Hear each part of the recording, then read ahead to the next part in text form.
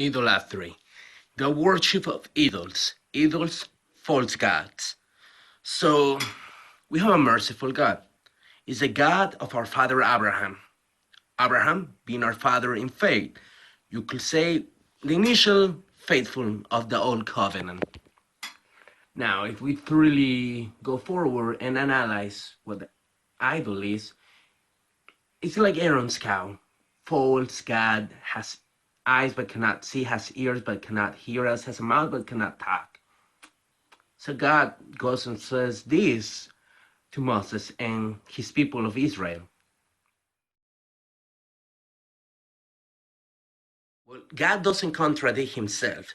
Therefore, we can say that yes, God is saying, do not make images that create idols. So don't make the three be a God, because the three is not a God, it's just a three.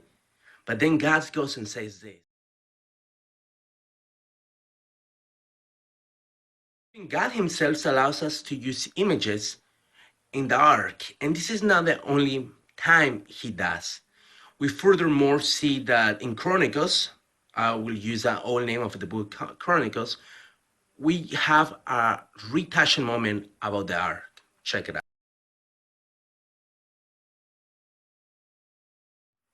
See, God is not saying that having images is bad. He's allowing us. Even the idea of what an idol is explained by Isaiah in the following verse. So you see, God's actually okay with us having images as long as we don't worship them. So what do Catholics call sacred images?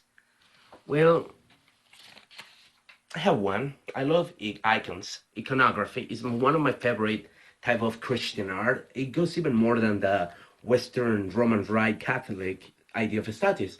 When it comes to that, I'm more into the Eastern views of iconography. But am I worshiping the image or am I worshiping God? Think about it. When you read the Bible, are you worshiping a white Jesus, a black Jesus, an Asian Jesus? Or are you worshiping the meaning and the essence of Jesus? That's what I worship. Images serve for two purposes. One, they're beautiful, therefore they are art. They are art. Number two, catechism purposes. They are there to teach people. For example, a kid might not learn, so you use an image. Let's say the kid comes to me and asks me, who is St. Thomas of Aquinas? Aquinas. Um, I'm gonna have a little bit hard time explaining a kid just by words, so I can use an image. This is St. Thomas. He was a Dominican friar who loved to write. You can even see he has a book in his hands. So images in the early church helped to explain the pagans, because many pagans and many people back then, remember, they did not know how to read, because reading was something only the rich could afford. School was something only the rich could afford overall. So images were used to catechize people. So they help us to show them who Mary was, who the apostle was, but most importantly, who Jesus was and what miracles he did. Remember, the Bible didn't come into compilation, into existence itself, until around the years 392, 396, during the Council of Rome, where the Catholic Church decided which books will be part of the New Testament.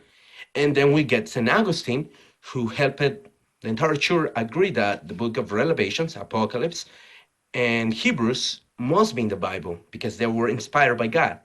So you see, even before that, before the 4th century, we did not have even written down a New Testament. So we use images. For example, the Stations of the Cross. We can help people learn what Jesus suffered that Sunday by showing them the Stations of the Cross. So that's a good thing, isn't it?